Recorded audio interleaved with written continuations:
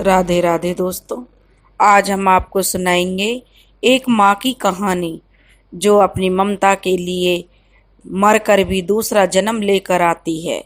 अगर आप हमारे चैनल पर नए हैं तो प्लीज़ हमारे चैनल अपनी संस्कृति को लाइक करें, सब्सक्राइब करें और शेयर करें। एक राजा था। उस राजा के बहुत बड़ा राज्य था।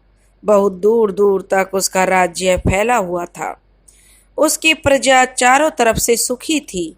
अपने राजा का बहुत मान सम्मान करती थी। राजा को बस एक ही चिंता थी कि उसके कोई संतान नहीं थी। अब राजा की उम्र ढल रही थी और राजा इसी सोच में रहता था कि मेरे बाद इतने बड़े साम्राज्य को कौन संभालेगा। लेकिन उसने बहुत मन्नतें की, पूजा पाठ कराए, लेकिन उसका कोई फल नहीं मिला। जहाँ भी जिसने जैसा बताया राजा ने सब उपाय किए, लेकिन उसे कोई संतान प्राप्त नहीं हुई। अब राजा का मन राजकाज से ऊबने लगा। वह उसके मन में बस प्रभु की लगन लगने लगी कि कहीं कुछ नहीं है, सब झूठा संसार है, मोह माया है। क्योंकि उसकी जो भी इच्छा थी वह अभी तक पूरी नहीं हुई थी। इसलिए एक दिन उसने अपनी रानी से बात की।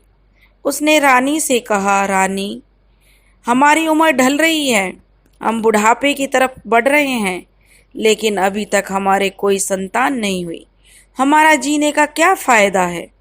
अगर हमारी संतान होती तो इस उम्र पर आकर हम उसे अपना राजपाट सौंप देते और चैन से अपनी जिंदगी गुजारते। लेकिन हमारे नसीब में शायद कोई संतान नहीं है। इसलिए मैंने सोचा है कि चलो हम 4 धाम की यात्रा पर चलेंगे और वहीं हिमालय में रहकर अपना जीवन यापन करेंगे, वहीं तपस्या करेंगे और अपना राजपाट जो छोड़ देंगे। रानी को क्या आपत्ति थी? उसने भी राजा की हाँ में हाँ मिला दी। क्योंकि वैसे तो उनको जो जनता थी, प्रजा थी, वे अपने राजा को बहुत प्यार करती थी, उन्हें संन्यास नहीं लेने देती। इसलिए वे दोनों रात को चुपचाप बिना बताए, किसी को भी पता ना चले, उन दोनों राजा रानी ने राज्य छोड़ दिया। चलते चलते चलते चलते वे बहुत दूर राज्य से निकल गए। अब सुबह हो गई तो वे लोग एक जंगल में पहुंच गए। जब वे जंगल से पैदल चल रहे थे तो रानी जो बहुत थक भी गई थी और रानी के पेट में टीस उठी। तो रानी कहने लगी, राजा साहब, हमें तो पेट दर्द हो रहा है। राजा कहने लगे, रानी, आज तक रानियों के जैसी तुमने जिंदगी गुजर बसर की है, कभी इतनी दूर चली नहीं हो, इस कारण तुम थक गई हो। लेकिन रानी को तो अपने बारे में कुछ पता ही नहीं था। भगवान की लीला अपरंपार है, उसे कोई नहीं जान सकता कि कब क्या चमत्कार हो जाए। वही उस रानी के साथ हुआ। रानी जो गर्भवती थी और उसका 9वां महीना पूरा होने वाला था। रानी को तो इस बात की जरा भी भनक नहीं थी कि जिसके लिए वे राजपाट छोड़ कर आए हैं वही संतान अब उनको होने वाली थी। लेकिन रानी को जब इसकी भनक ही नहीं थी कि वह माँ बनने वाली है, तो उसको क्या पता था? भगवान की तो माया ही निराली है। अब रानी को दर्द होने लगा तो राजा ने समझा, घने दिनों में कोमल रानी है, फूलों की सैया पर रही है और अब यह जो पैदल चल रही है, इसलिए रानी थक गई है। रानी से बर्दाश्त नहीं हो रहा है।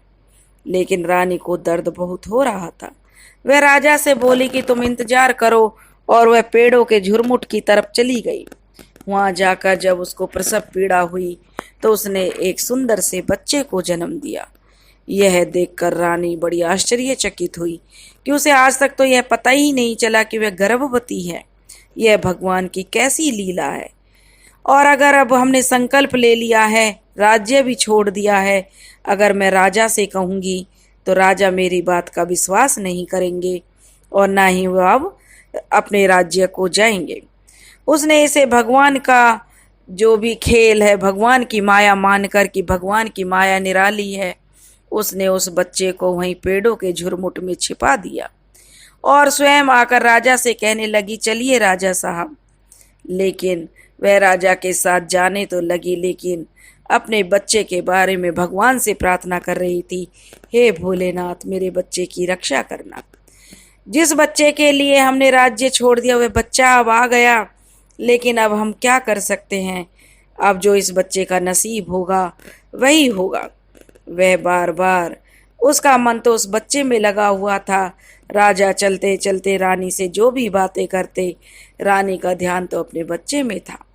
वह तो बार बार बस यही प्रार्थना कर रही थी, हे प्रभु मेरे बच्चे की रक्षा करना। अगर मैं राजा को बताऊंगी तो राजा मुझ पर विश्वास नहीं करेंगे और पता नहीं मेरे बारे में क्या क्या सोचेंगे।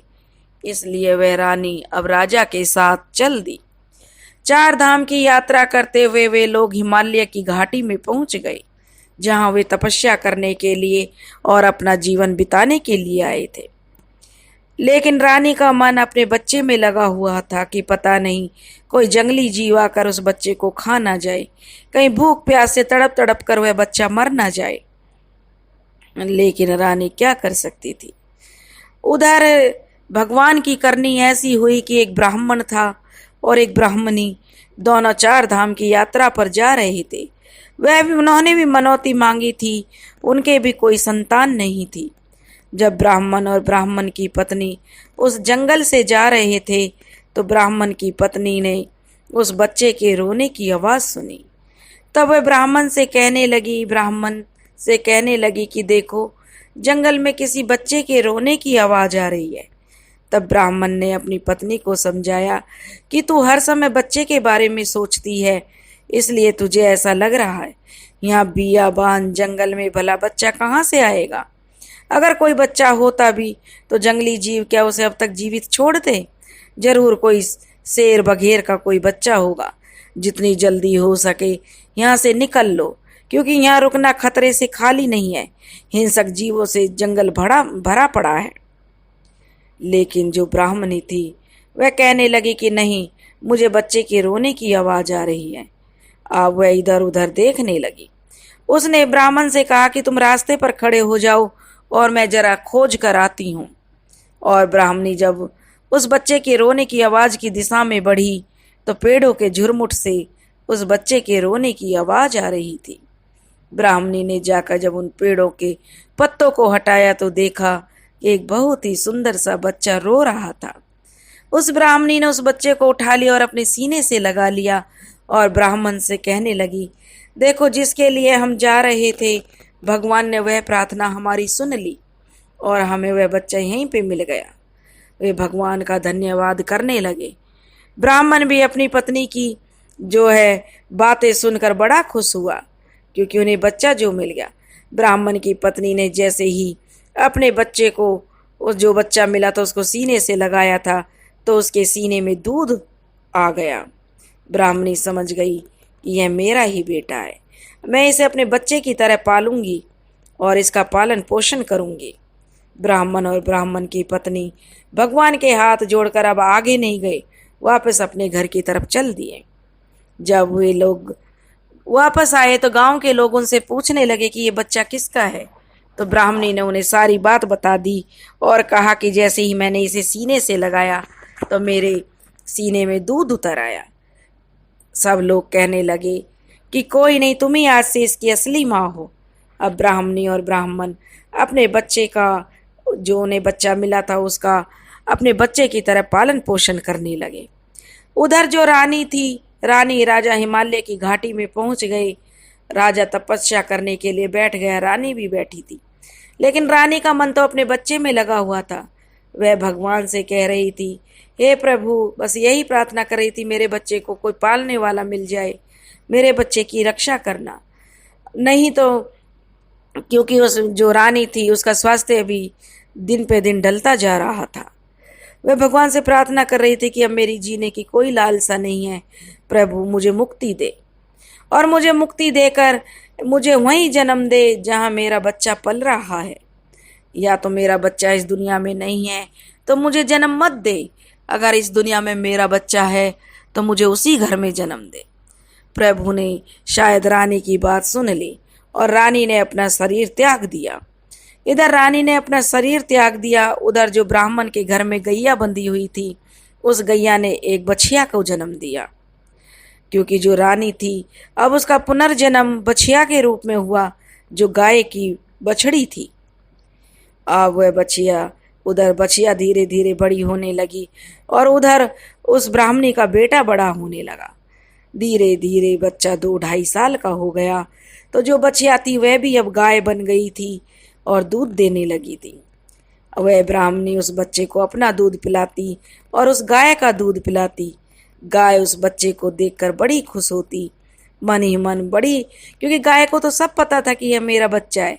जब भी बच्चा उस गाय के पास पहुंचता तो गाय उसके हाथों को चाटने लगती, बड़ा प्यार दिखाती और जो ब्राह्मण और ब्राह्मणी थे उनके लिए खूब दूध देती। अब ब्राह्मण का बच्चा धीरे धीरे बड़ा होने लगा।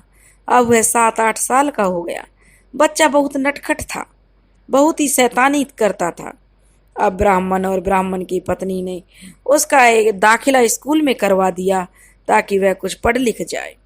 लेकिन वह बच्चा इतना शैतान था कि उसकी जो किसी के साथ नहीं पढ़ती थी, वह हर बच्चे को मारता, किसी की किताबें फाड़ देता, किसी की पेंसिल छीन लेता, किसी के सर पे पत्थर मार देता। ऐसे करके उसकी रोज शिकायतें आने लगी। एक दिन जो विद्यालय का मास्टर था, वह जो गुरु था, वह स्वयं ब्राह्मण के घर गया और कहने लगा कि आपके बच्चे के लिए मैं इतने सारे बच्चों को नहीं छोड़ सकता हूँ, इसलिए आप अपने बच्चे को घर रख लीजिए। ब्राह्मणी सोचने लगी, अभी से इस बच्चे की इतने उल्हाने आने शुरू हो गए हैं, आगे पता नहीं क्या होगा। अब ब्राह्मण और ब्राह्मणी ने अपने बच्चे को स्कूल से रोक दिया, क्योंकि अब उनके पास कोई और तो काम था ही नहीं। अगर बच्चा पढ़ेगा नहीं तो उसके घर में जो भी गाय बछियां थीं उनको चराने का काम उस बच्चे को सौंप दिया। क्योंकि अब धीरे धीरे बच्चा 12 साल का हो गया था, 2-4 क्लास तक ही वह पढ़ा था, ज़्यादा नहीं पढ़ा था। अब जो उसकी बहुत शिकायतें आने लगी।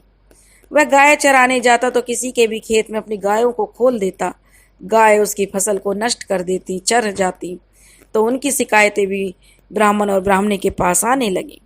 ब्राह्मणी ने अपने बच्चे को एक दिन खूब समझाया, बेटा ये शिकायतें क्यों आती हैं, ये उल्हाने क्यों लेकर आता है, मेरी आत्मा छलनी होती है।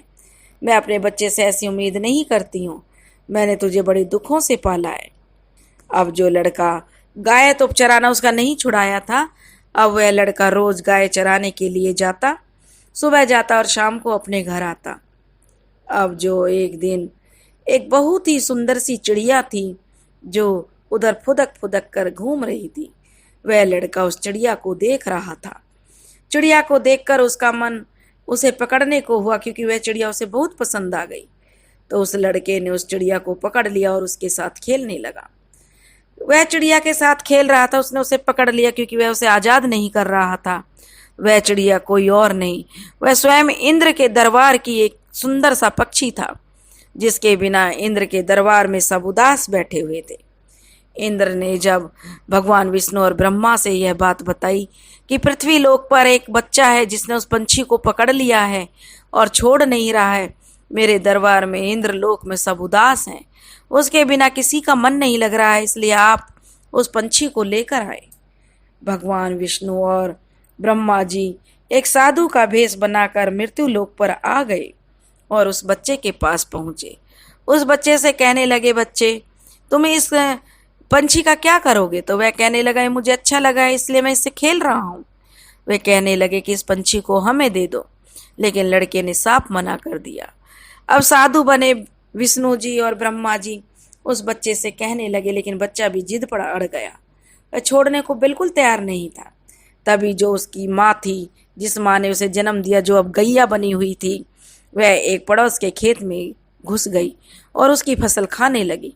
तभी लड़के का उस गाय पर ध्यान गया, तो वह लड़का उस गाय को उन साधुओं की बात बीच में छोड़कर उस गाय को निकालने के लिए पहुंच गया।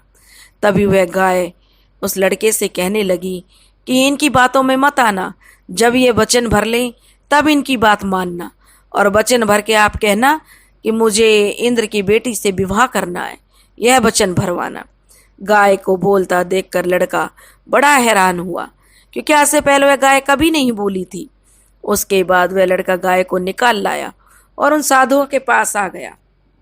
साधु फिर उससे बातें करने लगे, उसे लोभ लालच देने लगे, जो मांगता हुआ मांग ले, लेकिन बच्चा अपनी जिद पर अड़ा रहा। तब वह कहने लगा कि एक शर्त पर मैं ये चिड़िया आपको दे सकता हूँ, आप वचन भर लीजिए। अब ब्रह्मा और विष्णु जी ने वचन भर लिया, कहने लगे जो तुम मांगोगे वह हम तुम्हें देंगे, लेकिन यह चिड़िया हमें दे दो। तब उन्होंने कहा कि वचन भर लिया तो मेरा विवाह इंद्र की बेटी से कर दो। यह सुनकर ब्रह्मा विष्णु एक दूसरे का मुंह देखने लगे और कहने लगे कि इसके बदले में तुम कुछ भी मांग लो, हीरे मोती जो भी तुम्हें चाहिए हम तुम्हें देंगे, लेकिन इंद्र की बेटी से तुम्हारा विवाह कैसे हो सकता है। लड़के ने कहा अगर कराना है तो मेरा इंद्र की बेटी से विवाह कराओ, नहीं तो अपना रास्ता नापो। बच्चे के ऐसे दो टूक जवाब सुनकर ब्रह्मा विष्णु सोचने लगे। वे कहने लगे कि ठीक है तो चलो तुम हमारे साथ इंद्रलोक चलो। तब वह कहने लगा कि मेरी गाय तो अकेली यहाँ पर रह जाएंगी, मेरी माँ तो मुझे ढूंढती फिरेगी, मैं ऐसे कैसे जा सकता हूँ। तब जो उसकी माँ जो जिसने जन्म दिया था, जो गाय बनी हुई थी, वह कहने लगी कि आप इनके साथ इंद्रलोक जाइए, हम घर अपने आप चले जाएंगे। वे गाय घर आ गई, लेकिन बच्चा घर नहीं पहुंचा था। तो जो ब्राह्मणी थी वह अपने बच्चे को नहीं पाकर बड़ी दुखी थी, सोच रही थी पता नहीं आज मैंने उसे डांट दिया, दूसरे के ताहने लेकर आता है, इसलिए मेरा बच्चा नाराज हो गया है, घर नहीं आया। वह भूखी प्यासी बैठी उसका इंतजार करने लगी, लेकिन लड़का नहीं आया, क्योंकि वह तो ब्रह्मा विष्णु के साथ इंद्रलोक चला गया। जब वह पंछी इंद्रलोक में गया तो खुशी की लहर दौड़ गई। जब ब्रह्मा विष्णु जी ने इंद्र को सारी बात बताई तो इंद्र एकदम गुस्से में आ गया और कहने लगा कि ये सब आप क्या कह रहे हो, मेरी बेटी की शादी भला इस गंवार के साथ, जिस फटे हाल भिखारी से मैं कैसे कर सकता हूँ। कहाँ इंद्रलोक की मेरी राजकुमारी और कहाँ ये लड़का। तब प्रभु कहने लगे कि देखो हमने वचन भर लिया है, तुम 12 साल के लिए अपनी कन्या को दे दो। तब इंद्र ने कहा कि मेरे मन में एक युक्ति है, मैं अपनी लड़की को एक सिंपल से साधारण से वस्त्र पहना कर बैठा देता हूँ, और भी अप्सराएं जो स्वर्ग लोक में हैं उन्हें मैं अच्छे अच्छे गहने कपड़े पहना कर बैठाऊंगा, और लड़के से कहूँगा कि तुम चुन लो जिसे तुम चुनना चाहते हो, उससे तुम्हारा विवाह कर देंगे। क्योंकि अप्सराएं अच्छे अच्छे कपड़े गहने पहने होंगी तो वह जरूर उन्हें ही पसंद करेगा। तो अब भगवान जो उसकी बात मान जाते, कहते हैं कि ठीक है ऐसा करके देख लो। तो इंद्र अपने अप्सराओं और अपनी बेटी को सिंपल कपड़े बिल्कुल साधारण बनाकर बैठाता है, और अप्सराओं को बहुत महंगे महंगे हीरे मोती जड़ित गहने कपड़े पहना कर बैठाता है, और उस लड़के से कहता है कि चुन लो जिससे तुम्हें शादी करनी है। तो वह लड़का देखता है तो वह इंद्र की लड़की जो कि सिंपल तरीके से बैठी होती है उसको चुनता है, और कहता है कि ये सब तो इतने महंगे महंगे हीरे मोती पहने हुए हैं, मेरे घर में इन्हें कहाँ से ऐसा पहनने खाने को मिलेगा। ये लड़की जो साधारण है मैं इससे विवाह करूँगा, ये मेरे घर में निभ जाएगी। अब इंद्र को तो बड़ा शौक हुआ कि हमारी चाल तो हम पर ही उल्टी पड़ गई, अब मरता क्या ना करता, क्योंकि वचनबद्ध थे। इसलिए उन्होंने 12 साल के लिए उस लड़की को उस लड़के के साथ मृत्यु लोक पर भेज दिया, और कह दिया कि उनकी शादी कर दी, और कह दिया कि 12 साल के बाद मेरी बेटी मेरे इंद्रलोक में आ जाएगी। उसके बाद लड़का उस लड़की को लेकर, क्योंकि इंद्र ने कोई दान दहेज कोई हीरे मोती नहीं दिए थे, वह सिंपल फटे हाल जैसे बेटा था लड़का था, वैसे ही अपनी बेटी को उसके साथ विदा कर दिया। अब लड़का अपनी पत्नी को लेकर मृत्यु लोक पर आ गया, और जब वह घर गया तो गांव वाले जाकर ब्राह्मणी से बोले कि देखो तुम्हारा लड़का शादी करके लाया है।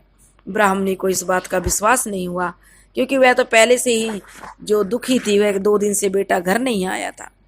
तुरंत भागकर दरवाजे पर आई तो देखती है कि बेटा सचमुच में किसी स्त्री को साथ ला रहा है। स्त्री तो बहुत सुंदर थी, लेकिन जो गांव वालों ने कहा कि इसने तो तेरी नाक कटा दी, किसी लड़की को भगा कर लाया है। तब वह कहने लगा लड़का, माँ माँ देख मैं तेरे लिए बहू लाया हूँ। लेकिन उसकी माँ कहने लगी, अरे अब तक क्या उल्हाने कम मिल रहे थे जो तूने मुझे किसी के सामने बोलने लायक नहीं छोड़ा। ये लड़की तू कहाँ से लाया है, तूने तो मेरी नाक कटवा दी, और उठाकर झाड़ू उसमें बजाने लगी। तब वह लड़का कहने लगा कि माँ यह इंद्रलोक की राजकुमारी है, इंद्र की बेटी है।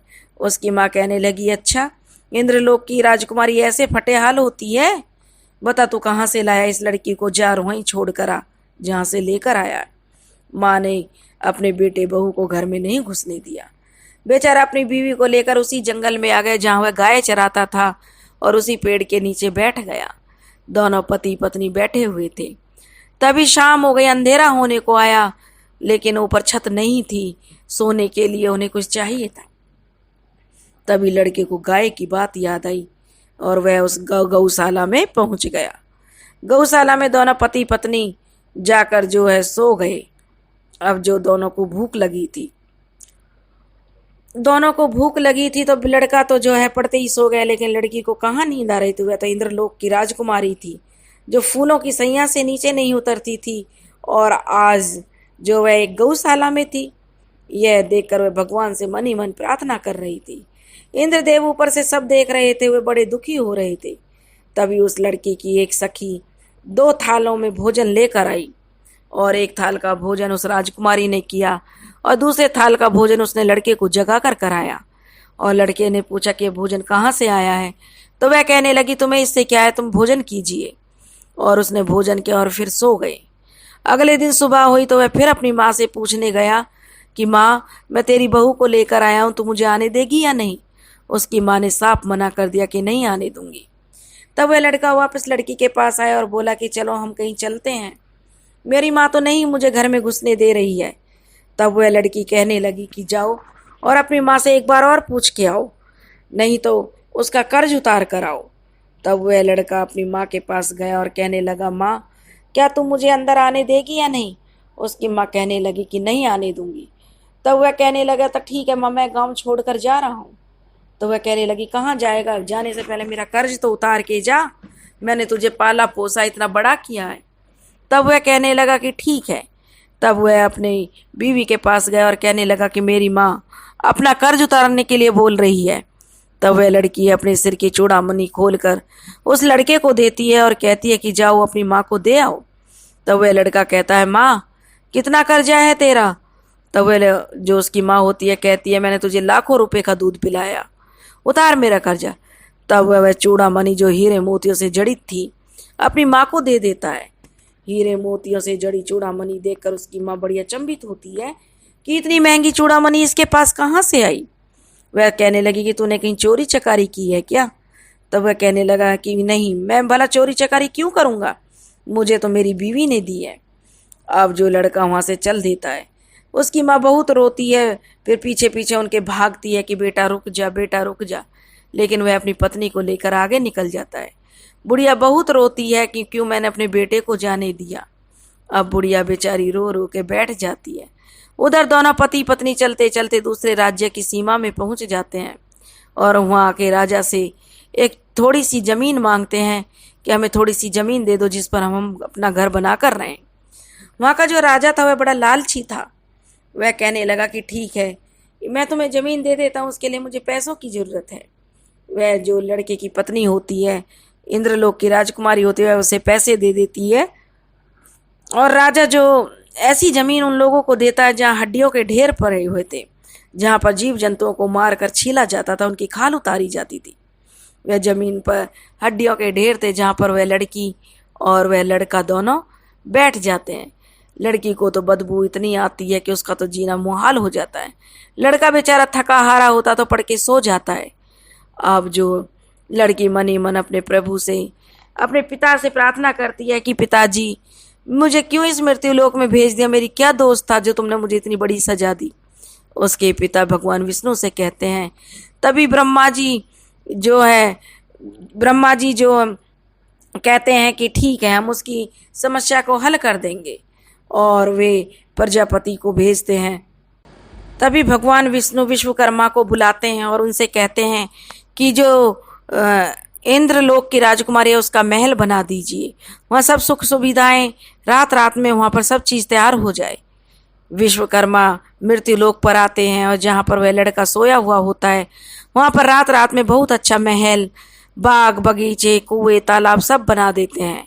अगले दिन सुबह जब वह लड़का उठता है तो देखता है कि वह तो वहाँ का राजा बन गया। इतना सुंदर महल है, हर चीज़ की सुख सुविधा है, धन लक्ष्मी से घर भर गए हैं, और वह लड़की वहाँ की रानी बन जाती है। दोनों बड़े खुश होते हैं और राजा रानी बन जाते हैं। वहाँ की प्रजा उन्हें अपना राजा मान लेती है, क्योंकि वह राजा तो बहुत लालची होता है जो वहाँ का राजा था, और प्रजा को बहुत दुख देता था। इसलिए वहाँ की प्रजा उस नए राजा को अपना राजा मान लेती है। अब उनके दिन बड़े सुख से बीत रहे होते हैं। उधर ब्राह्मण और ब्राह्मणी का रो रो कर बड़ा बुरा हाल होता है। ब्राह्मण और ब्राह्मणी का अपने पुत्र के वियोग में उनकी आंखें चली जाती हैं। रोते रोते वे दोनों अंधे हो जाते हैं। और इधर वह लड़का और लड़की जो है एक दूसरे के साथ बड़े खुश थे, लेकिन वे पति पत्नी के जैसे नहीं रहते थे। वे एक दूसरे का बड़ा आदर सम्मान करते थे, लेकिन दोनों बड़े एक दूसरे का सम्मान करते हुए बड़े प्यार से रहते थे, लेकिन उनके अंदर कोई पति पत्नी वाला रिश्ता नहीं था। अब धीरे धीरे करके समय बीत रहा था। धीरे धीरे पूरे 12 बरस बीत गए। 12 बरस बीत गए तो रात के समय वह लड़का सोया हुआ था।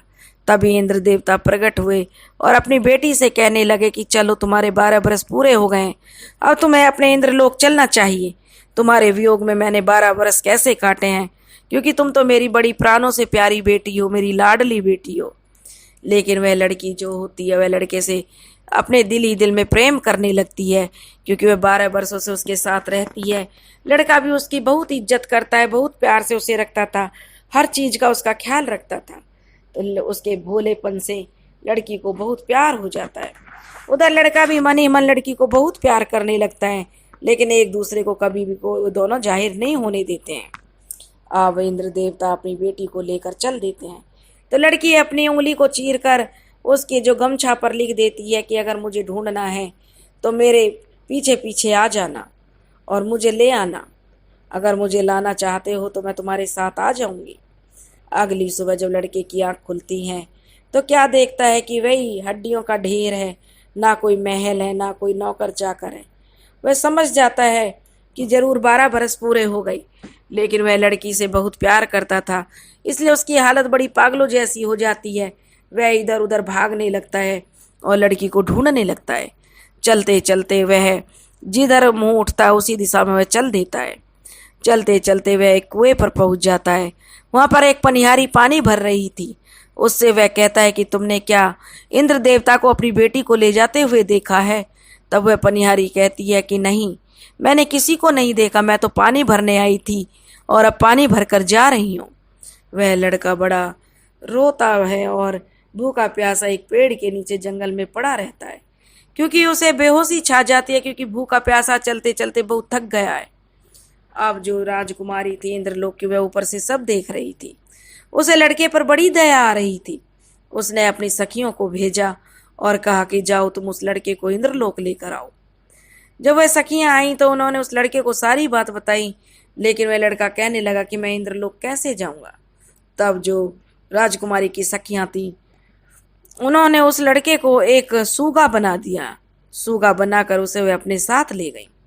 अब जो राजा का दरबार लगा हुआ था, रात को इंद्र देवता का दरबार लगा, उसमें जो नाचने वाली अप्सराएं थीं और जो ताल बजाने वाले तबला वादक थे, उनकी उंगलियों में पता नहीं अपने आप जख्म हो जाते हैं और वह तबला नहीं बजा पाता है। और जो नाचने वाली नृत्यांगनाएं थी वह भी सही से नहीं नाचती हैं। तब वे राजकुमारी और उसकी सखियां कहती हैं कि हमारे पास एक ऐसा सूगा है जो बहुत बढ़िया तबला बजाता है। और वह तबला बजाता है तो इंद्र देवता बड़े प्रसन्न होते हैं कि एक सूगा इतना अच्छा तबला बजा रहा है। तब वह उस सूगे से कहते हैं कि तुम मांगो, मुझसे क्या वरदान मांगना चाहते हो, मैं तुमसे बड़ा प्रसन्न हूँ। तब वह सूगा बोलता है कि वचन भर लो तभी मैं मांगूंगा। तो इंद्र देवता कहते हैं कि आप ऐसे ही मांग लो, मैं तुम्हारी सब इच्छाएं पूरी कर सकता हूँ।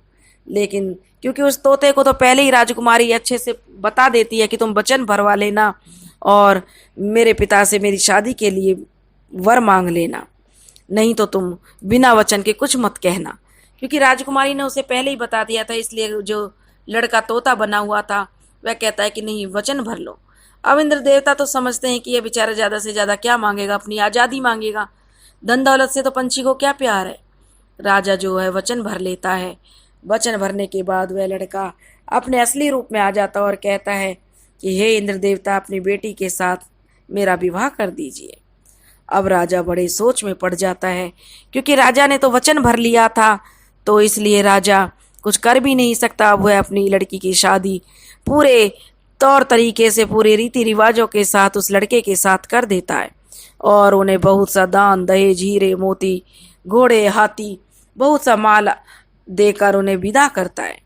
जब वह घोड़े हाथी नौकर चाकरों के साथ बुढ़िया का बेटा आता है तो पड़ोसी जाकर कहते हैं कि तुम्हारा बेटा तो बड़ा धन माल लेकर आ रहा है। तो बुढ़िया और क्योंकि जो ब्राह्मणी और उसका पति था बूढ़े हो गए हैं, उनकी आंखें तो चली ही गई थी। तो वह लड़की कहती है विदाई के टाइम में, पिताजी मुझे एक ऐसा वरदान और दो कि इसके माँ बाप रो रो कर अंधे हो गए हैं, उनकी आंखें आ जाएं। तो इंद्र देवता उनकी माता पिता की आंखों को भी ठीक कर देते हैं। जब वह ब्राह्मणी सुनते कि उसका बेटा आ रहा है तो नंगे पैर दौड़ने लग जाती है कि मेरा बेटा आ रहा है, मैं अपने बेटे के लिए कितने सालों से तड़प रही हूँ। उधर वह गाय भी अपने खूंटे पर सींग मार मार कर बड़ी खुश होती है कि मेरा बेटा आ रहा है। तब वह बुढ़िया जाती है और अपने बेटे को लिपट जाती है और बहू का पूरे साजो सम्मान के साथ उसका आदर सत्कार करती है, गृह प्रवेश कराती है। बुढ़िया के घर में जो लक्ष्मी का वास हो जाता है।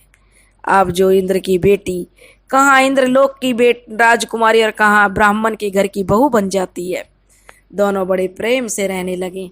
जो इंद्रलोक की राजकुमारी थी वह यह जानती है कि जो गाय है वह इसकी असली माँ है, वह पूर्व जन्म में अब इसकी गैया बनी है। तब वह उस लड़के से कहती है कि तुम राजकुमार थे, तुम्हें रानी के गर्भ से जन्म लिया है, ब्राह्मणी के गर्भ से जन्म नहीं लिया है। लेकिन कहते हैं कि जन्म देने से बड़ा पालने वाला होता है, इसलिए तुम्हारी असली माँ तो अब ब्राह्मणी ही है। तब वह रानी की सारी बातें उस लड़के को बताती है कि कैसे तुम्हारी माँ मरकर गाय का जन्म लेकर तुम्हारे पास आई है। तो वह लड़का गाय के पास जाता है तो गाय उसे बड़े प्यार से चाटने लगती है और वह गाय को भी गले लगा लेता है और अपने ब्राह्मण माता पिता को वह इतने सारा आंखों पर रखता है, उनकी इतनी सेवा करता है कि ऐसे माता पिता तो मुश्किल से मिलते हैं। दोस्तों, अगर आपको हमारी कहानी पसंद आई हो तो प्लीज़ हमारे चैनल अपनी संस्कृति को लाइक करें, सब्सक्राइब करें और शेयर करें। राधे राधे।